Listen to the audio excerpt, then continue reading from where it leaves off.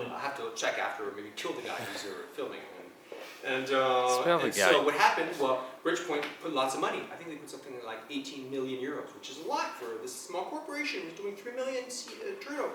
3 million, 18 million. On what basis? On the basis that they could duplicate what they did in the last 5 years for the next 5 years.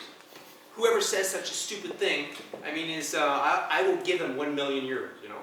Because a franchise system is not something you can analyze on as a normal asset. It's not a bookkeeping, accounting thing.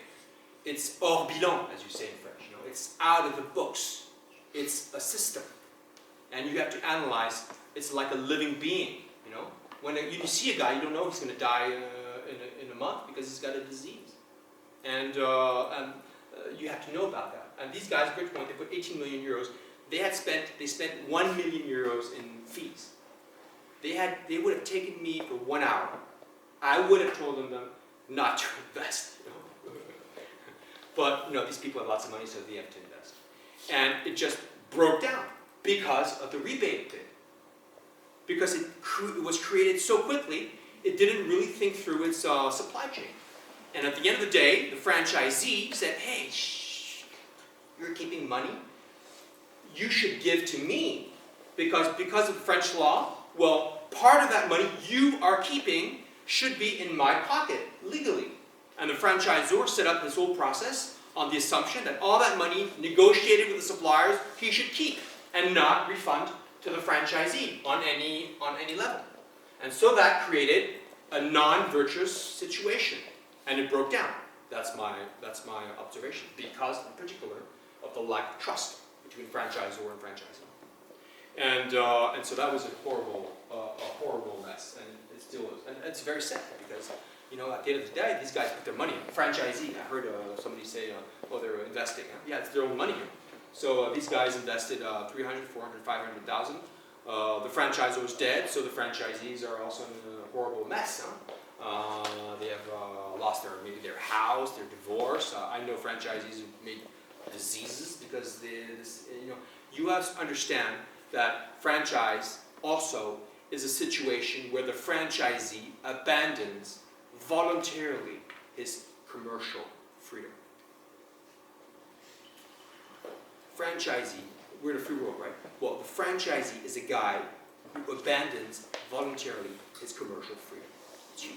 You think about it. Would you, because you saw a guy in the salon, you know, and saw him three times, you are going to decide to abandon your commercial, economic, family life freedom for the next 7 years on the basis of 3 meetings, right? Wow. So you must imagine this situation. And so this is what we usually call the exclusivity relationship. You know? And that was a big thing in European, and it's my last slide, but that's okay. In European law, in 1986, you had a big case on franchising, on a small franchise system called pronuptial, you know, to get married. And the whole point was there was a feud between franchisor and franchisee, a battle. And the franchisee said, I want my money back, you know, because that's what happens. When it breaks down, what the franchisee says, he creates an association and he goes after the franchisor, particularly if he thinks they have lots of money, you know, and they file suit. And you got lots of franchisee lawyers, ooh, we're so happy, because they found a guy with big pockets, you know, ooh, that's great. And in that battle, what happened was the guys went up to the European justice system in Luxembourg. And these European-style judges, you know, in 1986, European competition law had just about blossomed in Europe, you know. It's been around the US for the last half century. Very intense. U.S. is a strange world. Huh? It's not. It's in terms of anti-competition. It's fierce. Huh? You put a CEO in prison because he didn't abide by anti-competition rules. Sometimes, you know? In France, you never see that, right? So it's very strict. And so these guys, European judges, were discovering the franchise system. They said, what is this? This is a restriction of freedom. We are the guardians of free trade. We are going to kill this contract. And so the whole US lobbying lawyers and people from the US, the IFA, International Franchise Association, they stormed Brussels, some caressing the Europeans, others blackmailing the Europeans. The point was telling to the Europeans, hey guys, if you decide to kill that contract, one contract, you are killing the future of Europe. Because today, this business in Europe is 500 billion euros, right? And if that day the European court had said this contract, because it's a restrictive situation, no freedom for the franchisee, then I would not be here and you guys would not be here, for sure. And so that's also an idea about the importance of law, you know? If you don't have legal people in your process, you're going to die, for sure. My point on this is you have a uniform business practice which you must understand. Go to the next slide. Okay, franchising. A global market, a business model. It's a business model. And the point of franchising is not to open 3 shops, because everybody can just open 3 shops, right? It's to have a market domination. And so when you enter franchising, or you are in franchising, you have to think about how you guys are going to be the #1. If you are not planning, if you do not have a session here on how we are going to be #1, you are not on the page. Because you must think about that. How you're going to kill the competition. And market domination is something which is absolutely crucial. And you must understand, if you are in a free market where you have no major actors, or if you are in a concentrated market, or if you are multiple markets, what is our strategy? How do we reach the consumer? I'll give you an example. There was a guy who came up with a system. It's for travail temporaire. It's for when you're out of employment and you try to find a job, you can't find a job. You go to these shops and they find you a temporary job for 2 months or 3 months or 4 months. And that's very big thing here. You have 2 big corporations, Manpower and some other. So it's like an oligopoly, oligopolies. And you had a small player who wanted to enter the market, and they came to us, and we started thinking about it, and said, okay, when are you going to do this? You have 2 major players. You'll never be able to do anything here, never. So, hey, but this is not our market. What are you talking about? You're in this business. It's the same market. No, it's not our market. Yes, it is. No. Yes, it is. No. We were fighting, like you guys. I hope you're fighting. Business session, And at the end of the day, we understood that, in fact, this challenger did not view his niche as the one of Manpower. Why? Because these big corporations like Manpower, their client is not the salaried guy. Their client is the company hiring this guy. But my client, the challenger, his client was the salaried guy. And what does that mean? Well, he got the best because he took care of these guys, the employees. Really cared, as if they were his children, And after some time, the companies, they could make a difference between somebody coming from Manpower, on average, an okay -1, Okay, -1 guy, Okay, he's doing the work. Gosh, you can tell he's depressed, And the guys coming from this other company, hi guys! Oh, I'm so happy to be here. Let's go to work. Yeah, because you have in that niche 10% of the people who love just working 3 months for a company and just stopping, then for 2 months taking care of their plants and then going back to another job. So you have to determine your niche.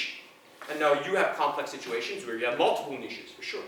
But you must do that homework. Market domination is strategy, and strategy is essential. Is a concept franchisable? Not everything can be franchisable. I mean, if you cannot scale it, then you can't franchise it. First criteria, you've got to scale. Can it be scaled? Maybe the capital investment or working capital is too high. I don't know, but that's an important thing.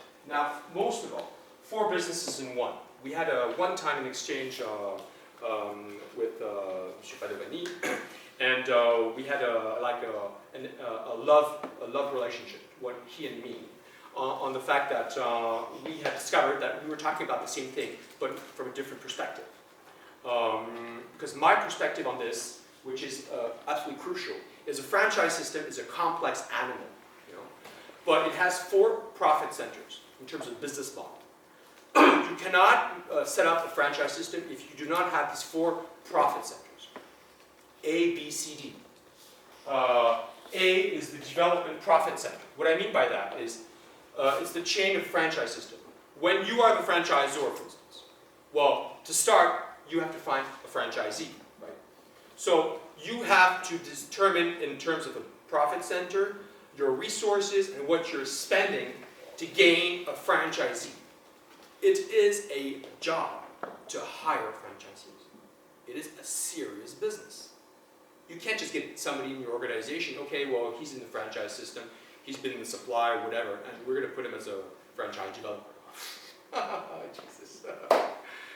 It is a business, you know. You have very serious people out there, you know. Now, if you want to do it normally, okay, fine. And to be able to do that, you have to have your strategy, your plan. How many franchisees am I going to conquer this year, next year, the year after? And every year you have to do a P&L of that profit center. And you have the resources. The main resource is the entrance fee. I don't know if we have a black kind of a cardboard like that. Can we bring it closer? And this is very important because the entrance fee pays your guys who are doing their job to hire and to find the franchisee. You know, the car, the salon, franchise, all that thing. Going to Singapore to meet some huge guy who's going to open you 50 outlets or whatever. And that has a cost. And you must really understand what that cost is all about. And so this is what I do. It's a one-page homework. It's D for development. And you have a resource. And this is what you're going to spend it on, you know. And over here, it has to be at least plus.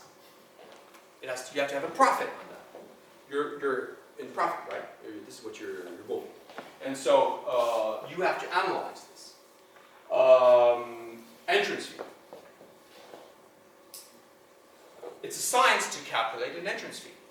In the entrance fee, you have a portion which represents the value of the trademark. Euromaster, in some jurisdictions, is very famous. Maybe in another country, people go, what is this? It's a matchmaking system. So, entrance fee. Trademark, what is the value? And then the other portion of the entrance fee is the cost of acquisition of the new client. And so what we see, we enter into a diagram. This is the line of time. This is the years. And this is a euro. And what we see is the entrance fee is going to vary. You're going to have usually something like this. Okay? It increases. If your entrance fee never increases, then you're not doing a franchise system. You know? Why? Because the value of your trademark increases. I don't mean doubling every 3 years, you know, but it has to increase, you know. And this represents, part of this represents the trademark. Another part represents the cost of acquisition. And now, the value of the trademark line is usually like this. The cost of acquisition is more like a diagram, like, sorry. It's more acquisition is decreasing over time. No? Yeah, the acquisition usually, well, not exactly, because you have to invest. In fact, you have to invest. If you want to, if you're in an ongoing process, it doesn't increase this way, but it's more like stairs, you know. So it could be flatter or whatever, but it's not as intense. And your profit is here. The goodwill over the trademark. Then the second aspect is assistance. Jesus, if you do not think about the franchisee and how you're going to help them work and how you are going to control the guy, Subway, you know, they understood. They invented the system and they control the guys with the area developers, with the system, with the guys out of the road, out, you know. And but it's virtuous. And my point on Subway on the issue of rebates, well, they're very virtuous. What they do is they set up a company which has nothing to do with the franchisor, nothing to do with the franchisee, and everything is open. And then they split the money. Let's not go into details, but that's how they do it. Okay, you want to talk about rebates, this is the thing. Wow. Well, they could do it because they invented it, you know, from day zero. Maybe it's more complicated with a big corporation like you who has issues. Well, assistance. It's not only assist, control. If you do not control you guys, you can do whatever you want, it will never be appropriate. When I talk about assistance and control, same thing, resources and spending. So resources are the guys who are on the road who are checking, okay, in McDonald's, you got a guy coming every day to check if the thing is clean or not, I set up Burger King in France, If you guys are going to eat a Burger King in France, it's thanks to me. Because I've got the deal done in November. And these guys, they're going to check every restaurant, is it clean or not clean? And so the resources here is the royalty, the franchise royalty. And you calculate that thing. And that franchise royalty has to pay for the spending, but not more. And so you do a calculation. Well, it depends on what type of business, but it can go from 5 to 15. Subway, it's more in the range of 10, 12, 5 is usual. You can find 2. It can be lower. I'm sorry, I see odds rolling. But sometimes, some businesses it's lower. Sometimes it's 0, 5. 0, 1. Negative, yeah. Well, we can talk about it. But that's how normally you should do it, right? And it pays for whatever you're spending. The guys on the road coming into a nice place like this, with the taxi, the guy bringing you here, And so this has to be positive too, because you're in here to make a profit. But you got to control the guys. If you do not control the guys, it's going to be crazy, crazy. And then you have logistics and supply. That's the third business. You have Chantal, who's here. You have Jennifer, who's here. You have John, who's here. And you got Chris, who's here. These guys, he's the vice president for this, vice president for this, vice president for this, vice president for this. And if he has not reached his semestral goal, you kill him, and he's out of the picture. So this is how it has to be done. The country guy, he has to have 4 guys under him, not 5, 4 guys, and these guys are going to do the job. Boom, boom, boom. And logistics supply, what is it? Well, he has to make sure that the guys are buying, because this is exclusively the supply market, 80% or 90%, or whatever is your process, And you have to win money out of that, and gain money. So you're here for profit. And so this is the supply chain, this is very complicated, and I don't really need to go extend. And then you have the 4th business, it's marketing. Marketing and publicity. Something which does no marketing, no publicity is interesting. We have a big thing called the Jean-Louis David, it's a hair thing. And it wanted to go to the US, and you had a US business competitors. Ooh, these French guys are really cool. Oh, they're going to come to the US. Ooh, we don't want them to come to the US. Whoop, whoop, whoop. Yeah. And so what the US guys did, they bought it. They bought Jean-Louis David at one point to kill it. Because they put just sufficient money to be able to operate and to get their money back within a few years, but not more. And no more investments, no more marketing, no nothing, just to kill it. That's fine. And so marketing publicité is very, very, very important. And so usually what you see is 1 or 2% of turnover of franchisee. When I say 515, it's turnover of franchisee. 1 or 2% turnover of franchisee. I don't go and educated -5 years school. And so when you look at all this should be neutral. You're not supposed to gain money out of marketing. You should spend everything. It's the virtue of franchise system. Because the guy here, the franchisee, has to allocate resources, and you have to allocate resources. And the addition of all this makes your business plan. And you have A, B, C, D. And you do your P&L, A, B, C, D, minus whatever your expenses, A, B, C, D.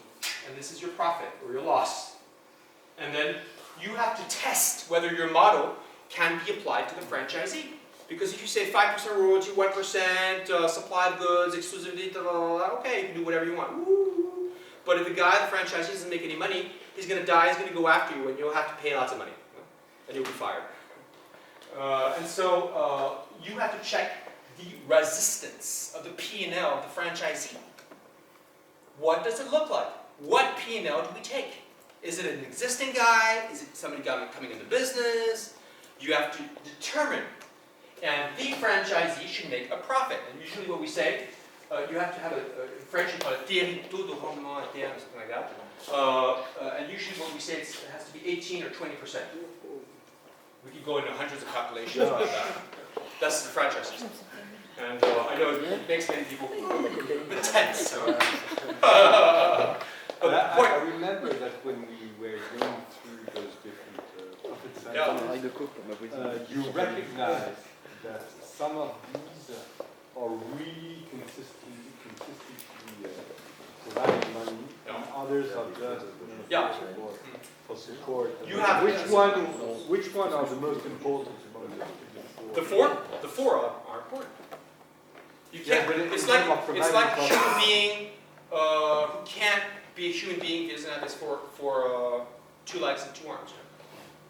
Now they can be developed relatively, sure, but you have to have a process. But would you say that logistic and products, the logistic and products profit center is always generating money, or maybe because if you want to open many centers, you need to invest in area managers, and then you're not making money. Well, you can have a strap now. If you have a mother who nourishes you, then that would be your resource. If you are talking about, I have no mother, I have to work on my own working capital, then you have to go to the market. Maybe you need to go to the market to find money. But at the end of the day, if you don't somehow establish a process on all these 4, you're not doing a franchise system. Not really. It may be something else. Maybe you're calling it franchise, but it's not a franchise system.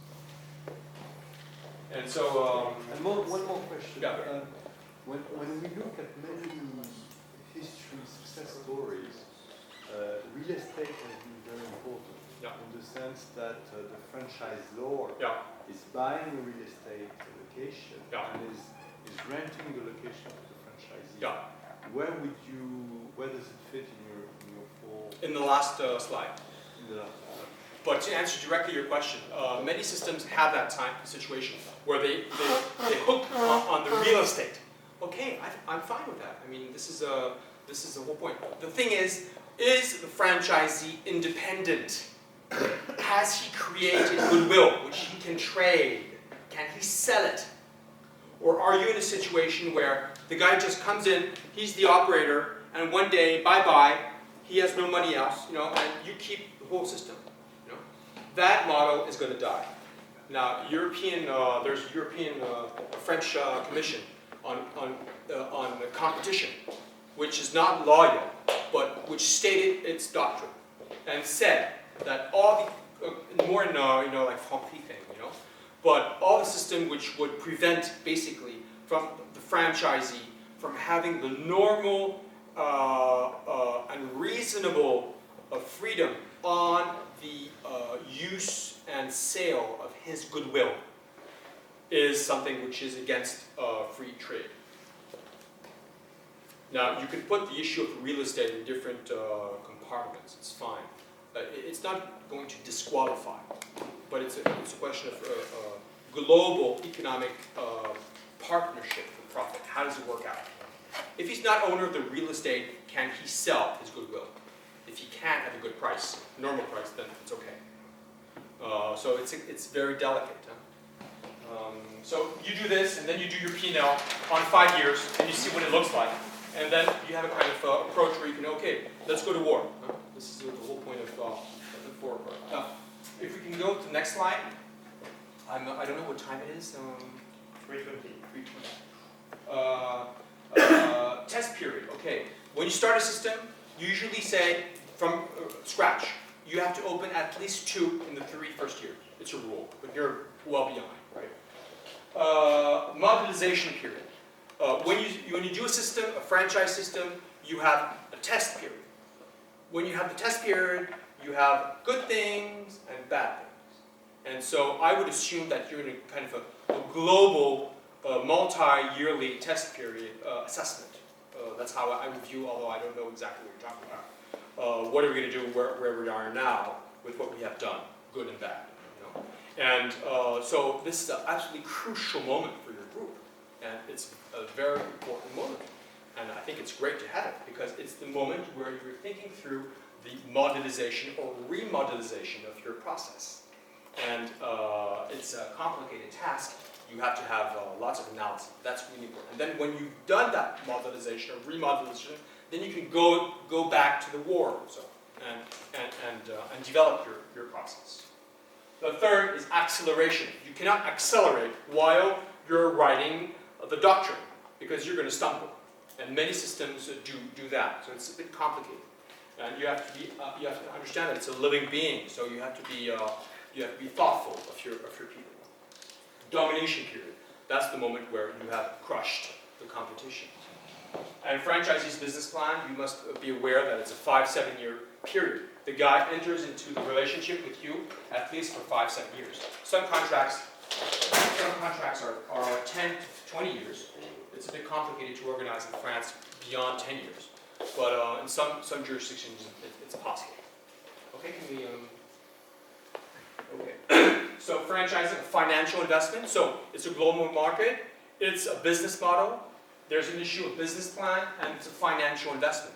Alfred P. Sloan, a great manager in the U.S., one of the top managers, the guy who helped General Motors, he said that franchising is the best investment tool. When you look at it, I can give you an example, because franchising is not only products. You can have industrial franchise systems. How do you call it? Yoplait, and that's a franchise. It's a worldwide franchise. At the beginning, 35 years ago, in fact, it's a guy I knew, like an old wizard, you know, now. But at that point, he just came back from the U.S. And he went to see these guys in Normandy, you know, with cows, you know, really, literally. And they said, okay, let's create the brand, Yoplait, you know, yogurt, lait, Yoplait. And then they had to contact somebody, text them an email from, I think it was Switzerland, And then these guys were in they had a cooperative in Switzerland. Okay, let's do business together. How are we going to do it? Because the French knew about milk and that kind of thing. And so they started inventing a contract. And that was, in fact, a franchise contract. They didn't know about it.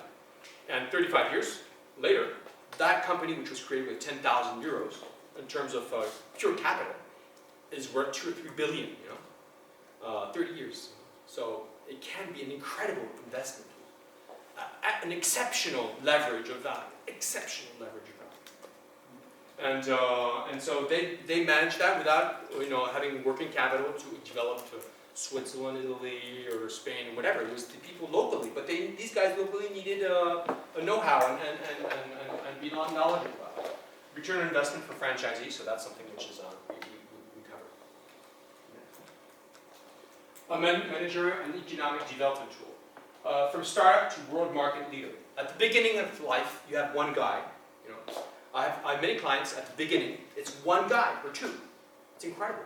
And at the end of the day, I still have clients, and everything is dependent on one guy. It's strange, but if the leader is not good, then it's like Mao Zedong. You know, I don't know. He said something about fish. You know? And that is very true. People think no, organizations are mortal. Le poisson pourri par la tête. And so, when you become a market leader, then you have to organize. Of course, the leader must understand that he has to transform himself, bring a management team, etc. And this has to be done, and then you become a world corporation, for sure. But you must understand that everything is about human beings. The death values. What I mean about that is, doing this is very interesting, but there are so many moments along the journey where your system is going to break that it would be a miracle, you know, if you're not tested by any of these, because you're going to be tested along the path of the death value, and there are going to be so many equations you're going to have to solve that you will not be able to determine all these right now. You'll just experiment. Partnership for profit. If the franchisee doesn't make money, then there's no point.